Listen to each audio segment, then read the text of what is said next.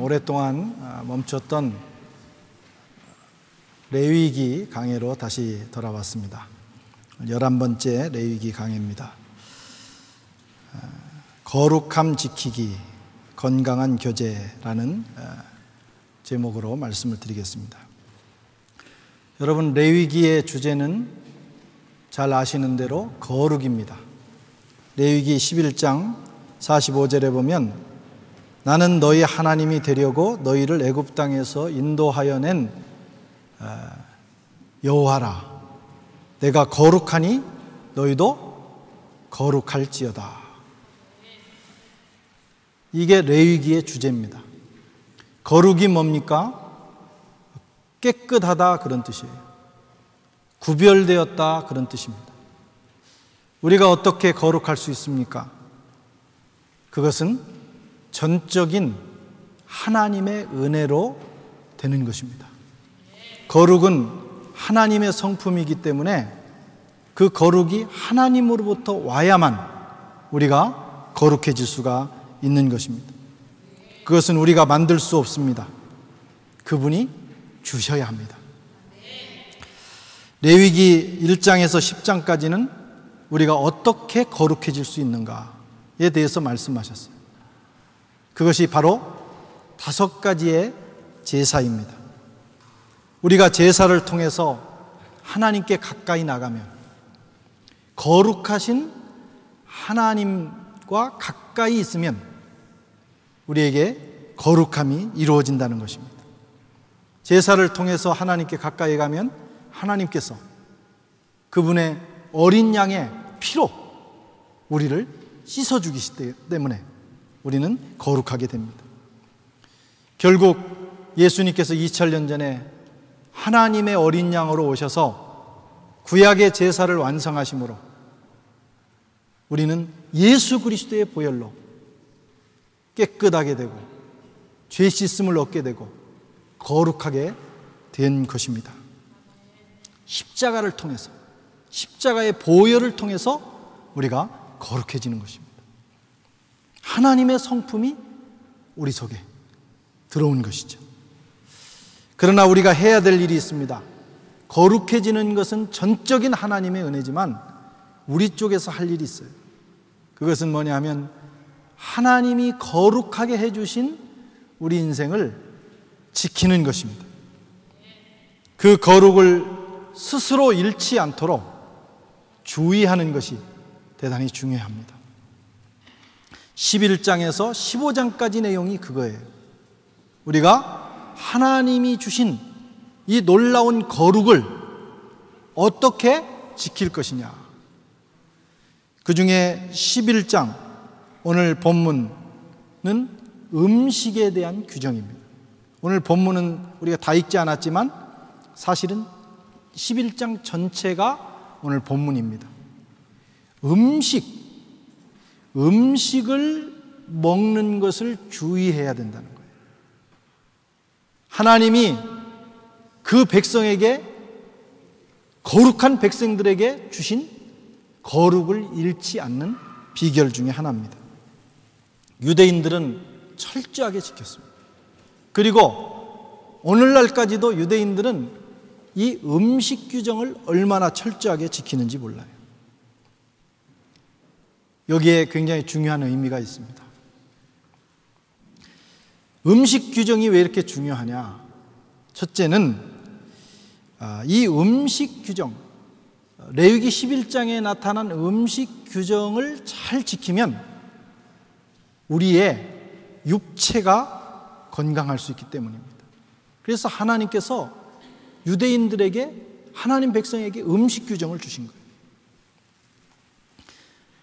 레위기에 나오는 음식들은 대개 열대지방에 살고 있는 하나님 백성들에게 먹어서는 안 될 것들, 그걸 주의해야만 열대지방에서 육체의 건강을 유지할 수 있는 그런 것들입니다. 먹지 말라고 하는 것은 먹지 않는 게 좋아요. 가령 돼지고기 같은 경우는 열대지방에서는 이게 대단히 위험한 음식입니다. 우리나라에서도 한여름에 먹는 돼지고기는 잘해야 본전이다. 먹고 탈나지 않으면 다행이다라는 거예요. 옛날에 냉장고가 없는 그런 시절에는 그랬습니다. 물론 요즘은 냉장고가 있기 때문에 그런 고기에 문제가 없지만은 옛날엔 그랬어요. 어쨌든 이 건강의 관점에서 레위기 11장을 연구해 보면 여러분 그대로 지키면 우리의 육체가 건강하게 살 수 있는 비결이 거기에 들어있다는 거예요. 유대인들은 건강을 잃어버리는 것을 거룩을 잃는 것으로 여겼습니다. 그래서 건강하지 못한 사람은 하나님 전에 나갈 수도 없었어요. 건강과 거룩, 육체의 균형과 거룩이 같은 개념이었습니다. 그래서 육체를 정결하게 하고 육체의 건강을 지키는 것이 그 백성들에게는 대단히 중요한 것이었어요. 요즘은 시대가 많이 지났지만 80년대에는 그 이상구 박사라는 분이 오셔서 이 구약의 레위기 규정을 가지고 건강법을 가르쳤어요. 그래서 이 레위기의 건강 그 음식을 잘 따라서 가면 건강해질 수 있다. 음식 규정 중에 하나였습니다. 또 유대인들에게 있어서 정신적 건강을 지키기 위해서 음식 규정이 대단히 중요했습니다. 여러분, 우리는 음식을 먹으면 음식은 육체에만 영향을 주는 것으로 흔히 생각하지만 그렇지 않습니다. 여러분, 음식이 내 정신 건강에 영향을 줍니다. 하나님이 금하신 것을 먹으면 정신적으로 문제가 오는 거예요. 뱀을 먹지 말아야 됩니다. 그런데 어떤 사람들은 뱀을 겁나게 좋아해요. 그래가지고 막 젊은 날에 뱀을 먹으면 정신이 뱀 같은 정신이 됩니다. 그래서 성품이 막 그런 것이 나오는 거예요. 성품이. 또 그런 성품을 원해서 또 먹는 사람들입니다. 요즘은 이 소젖을 많이 먹습니다. 우유. 소젖을 많이 먹으면 사람의 마음에 그런 야만성이 들어가요. 거칠어진다 이런 말씀입니다. 그래서 가능하면 엄마 젖을 많이 먹고 자라는 것이 좋습니다. 가능하면. 그래서 그런지 요즘 우리 사회를 보면 정말 얼마나 사람들이 거친지 몰라요. 육식을 많이 하면 사람의 성격이 거칠어집니다. 음식이 우리의 내면 세계에 영향을 준다. 음식을 조심하시기 바랍니다. 제 친구 목사님 그 사모님이 영국에서 그 교육학 박사를 했는데 이분이 영재 교육의 전문가입니다. 작년에 파리에 오셨다가 이런저런 많은 얘기를 했는데 지금 한국에서 이걸로 많이 알려져 있는 분이에요. 그런데 아이들이, 우리 중고등부 학생들, 어린 학생들이, 어른도 마찬가지입니다만 학업에 집중을 못해. 뭘 집중력이 떨어져. 막 내면 세계가 아주 복잡해. 그걸 어떻게 고치느냐?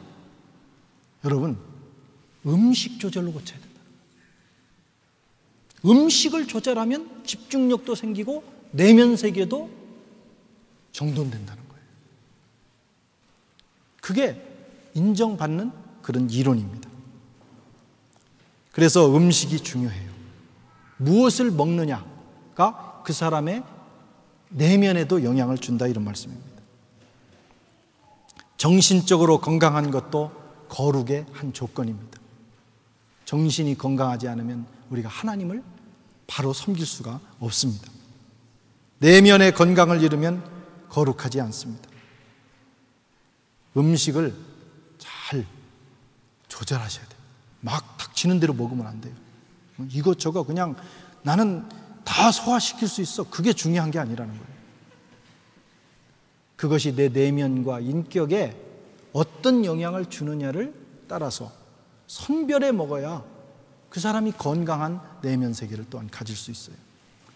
세 번째로는 유대인들의 영적 건강을 위해서 필요한 겁니다. 육체의 건강을 잃고 내면 세계의 건강을 잃으면 영적으로도 타격을 받게 돼 있습니다. 사람의 영과 혼과 육은 하나이기 때문에 그렇습니다. 물론 우리는 복음 안에서, 성령 안에서 이런 사실 음식 구약의 규정들로부터는 자유로워졌습니다. 우리 율법에 매이지는 않습니다. 그러나 복음의 그 능력으로 우리가 자유를 얻었지만 그럼에도 불구하고 이 구약 성경에 나타난 이런 규정들을 우리가 존중해서 살아가면 영혼 육이 거룩을 잃지 않고 건강을 잃지 않고 건강하게 살 수 있는 길이 열리는 것이죠. 우리가 이 구약 성경의 이런 율법 규정들, 이것은 사실 복음 안에서 우리가 특별히 이걸 목숨 걸고 지킬 문제는 아닙니다. 그러나 여기에 우리가 또 하나 필요한 것은 여기에 영적인 의미가 또 있어요. 이 음식 규정을 주신 영적 의미에 대해서 한번 살펴보겠습니다. 음식이라고 하는 것은 교제를 의미합니다. 코이노니아, 이웃과 교제하는 상징이 바로 음식이에요. 그래서 음식 규정을 바르게 지켜야 된다는 것은 교제, 이웃과 교제하는 교제의 범위를 정갈하게 하고, 그리고 해야 될 교제와 하지 말아야 될 교제를 구분해야 된다는 것입니다. 식탁을 같이 했다는 것, 여러분, 음식을 같이 나누었다고 하는 것은 인격적 교제를 시작했다는 것입니다. 주님께서 제자들과 식탁 공동체를 나누셨어요. 교제하신 것입니다. 주님께서 죄인들과 식탁 공동체를 나누셨어요. 유대인들이 비난했습니다. 저는 죄인들의 친구다. 왜? 밥을 같이 먹으면서 교제가 시작이 된 거예요. 사도행전 10장과 11장에 보면 베드로가 기도하는데 하늘에서 보자기가 내려와서 보니까 먹을 수 없는 음식들이 들어있었어요. 하나님께서 말씀하기를 잡아 먹어라. 못 먹습니다.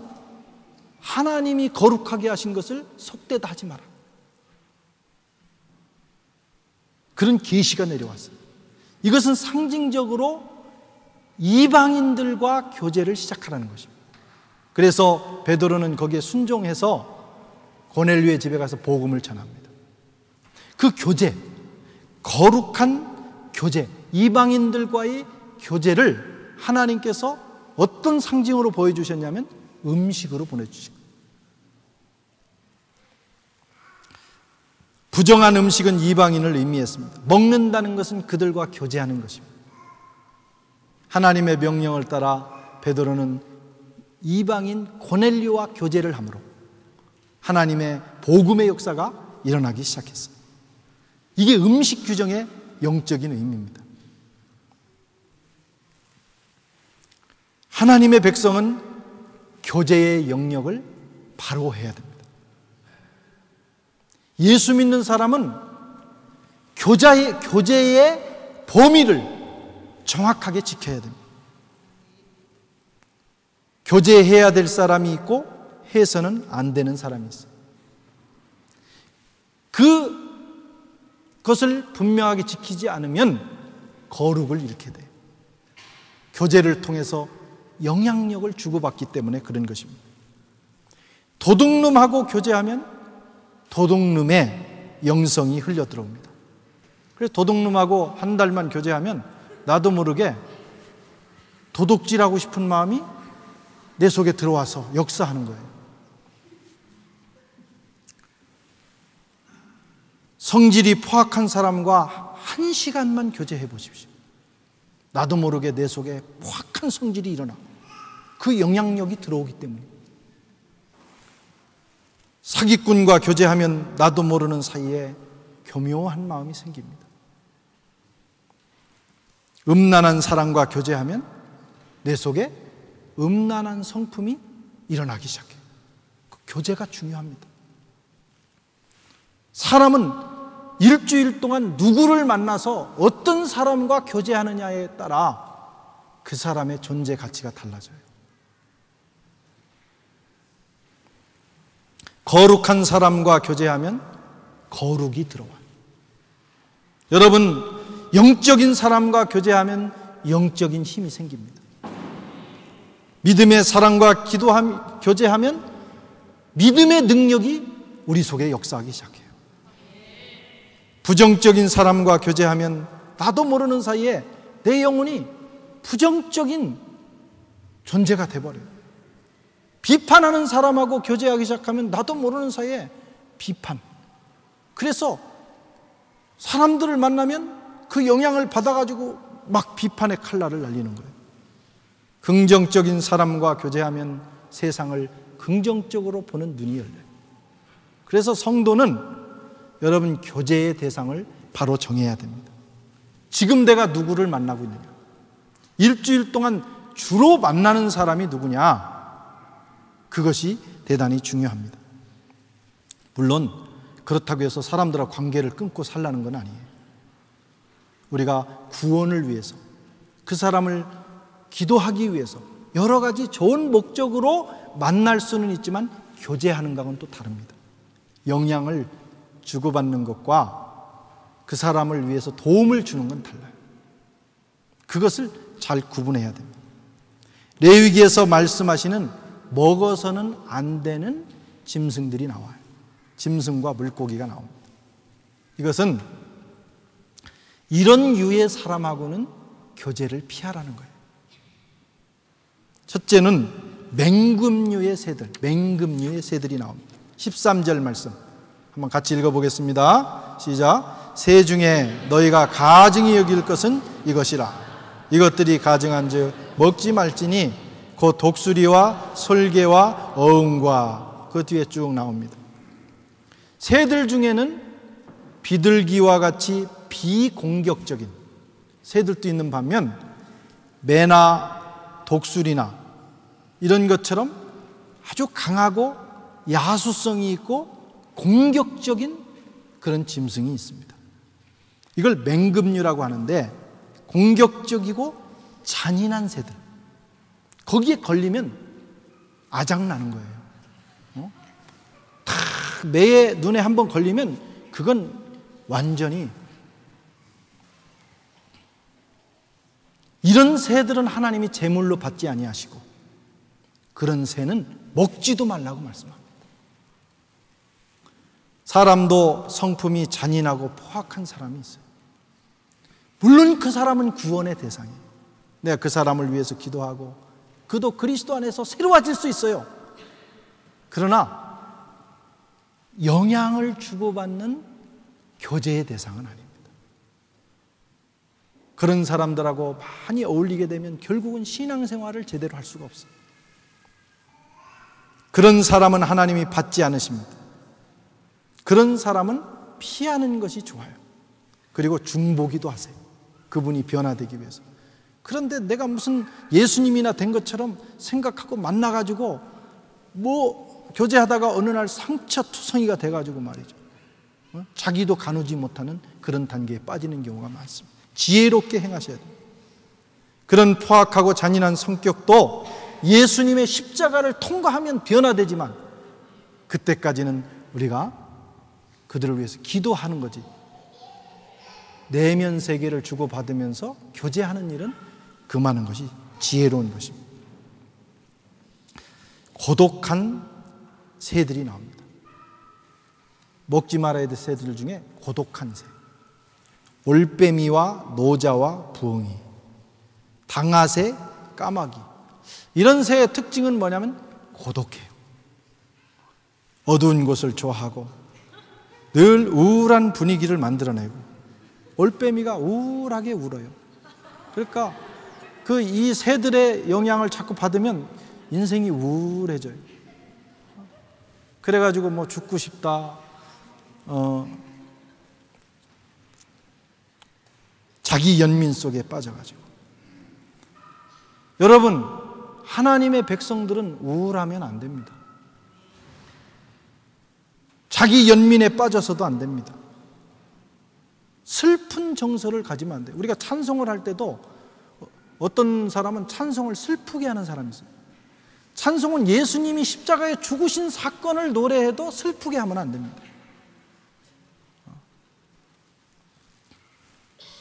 슬픈 정서, 늘 멜랑꼴릭 해가지고 자기 연민에 빠진 사람들, 하나님 기뻐하시지라. 우리에게 주님이 계시고 성령이 계시고 복음이 있고 천국이 있고 말이죠. 우리에게 소망이 있는데 우울할 이유가 뭐가 있어요? 그것은 자꾸 세상에서 들어오는 영향력이에요. 그걸 극복해야 됩니다. 세상에 가장 어려운 사람은 자기 연민에 빠지는 사람이에요. 이기적인 자기 연민에 빠지는 사람은 구제할 길이 없어요. 그게 깊어지면 우울증이 되고, 그게 더 깊어지면 여러분 정신병이 됩니다. 정신병은 구제불능이에요. 어떻게 길이 없어요? 자기 의지에 문제가 있기 때문에. 성경은 항상 기뻐하라. 다시 말하노니 기뻐하라. 기뻐하고 또 기뻐하라. 내가 이렇게 다시 말하는 것이 번거로운 일도 아니고 수고스러운 일도 아니다. 내가 다시 말하노니 기뻐하라. 계속해서 말씀을 하고 있어요. 성도의 삶은 하늘에서 내려오는 기쁨으로 충만한 사람이에요.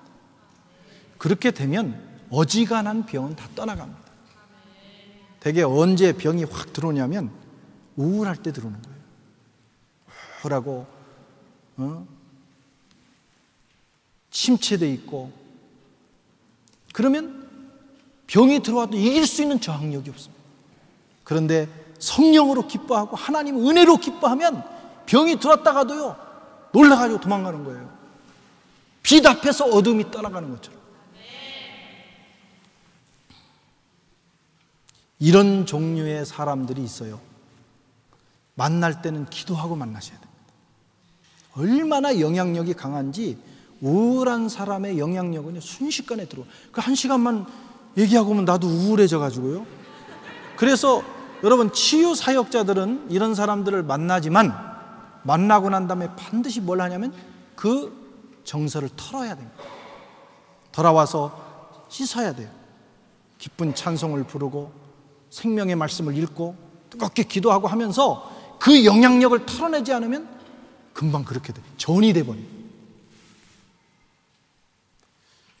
그런 정도로 조심스러운 거예요. 그래서 우리가 사람을 만날 때도 그런 분들을 어쩔 수 없이 만난다면 많이 기도하고 내 속에 있는 성령의 기쁨을, 내 속에 있는 복음의 기쁨을 나눠줄 수 있도록 하고 만나셔야 돼요. 아멘. 그렇지 않으면 에너지가 다 소진돼 버려요. 불결한 것을 먹고 사는 새들도 있습니다.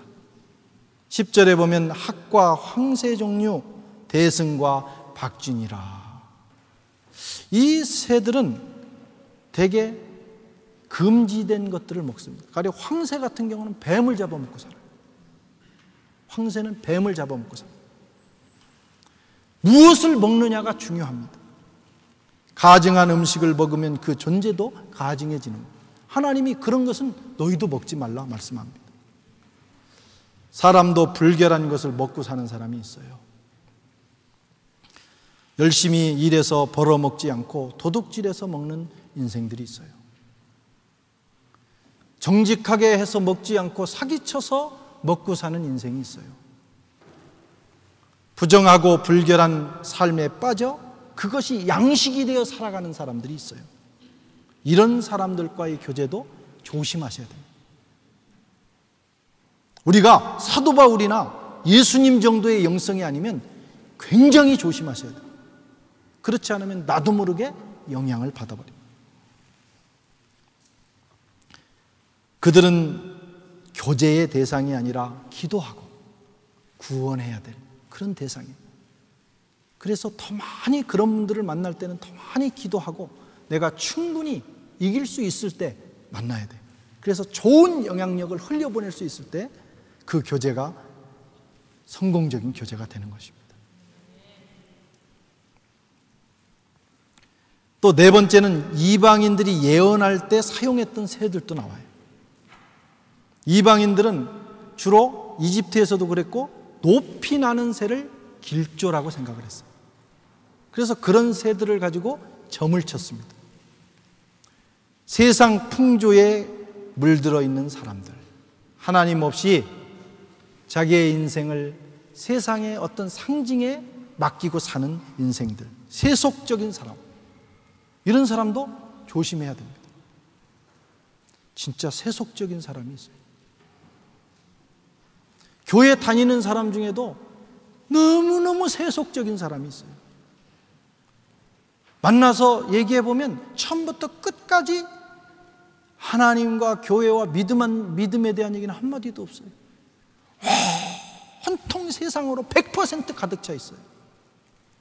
그런 사람을 만나면 나도 모르는 사이에 세속화돼 버려요. 세속적인 존재가 돼버립니다. 우리는 위에 계신 주님을 따라가야 되는 사람들.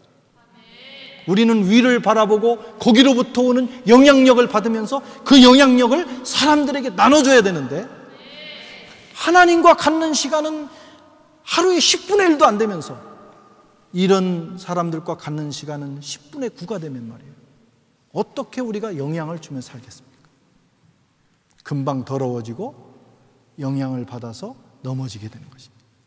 그래서 하나님의 사람들, 거룩한 사람들은 그 거룩을 지키기 위해서 교제의 대상을, 그리고 그 영역을 바로 해야 됩니다. 나는 일주일 동안 어떤 사람들과 주로 만나고 있는가? 그 사람들을 만나지 않을 수는 없어요. 만나고 복음을 전해야 돼요. 그러나 많은 시간 하나님 앞에 있어야 돼요. 많은 시간 그분과 교제해야 돼요. 많은 시간 그분으로부터 오는 영향력과 거룩한 능력을 힘입어야 돼요.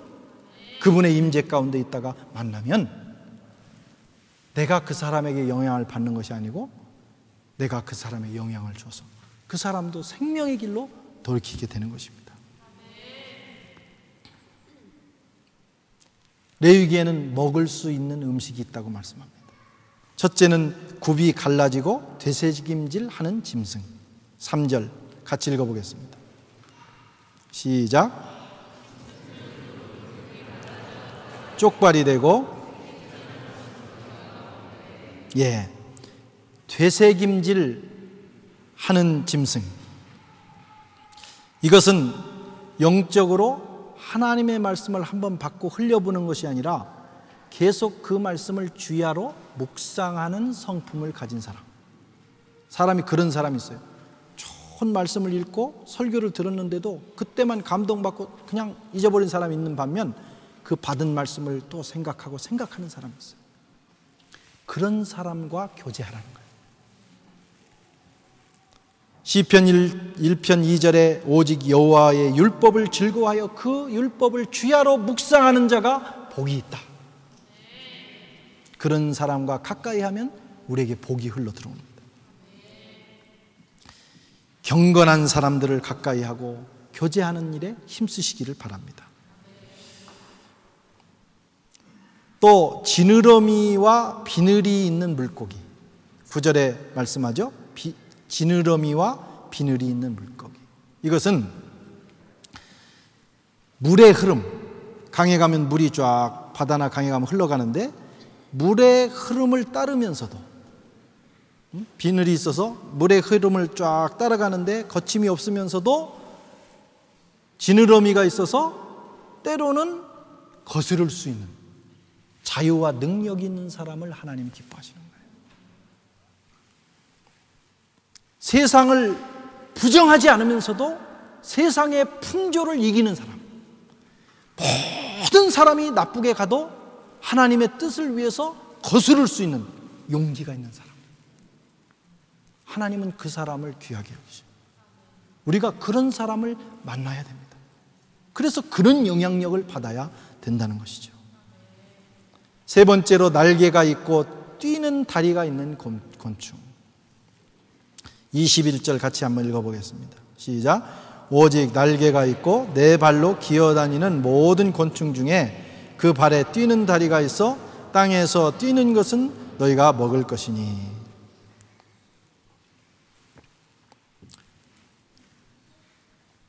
곤충 중에 날개가 있어요. 날개가 있으면 어떻게 해야 돼요?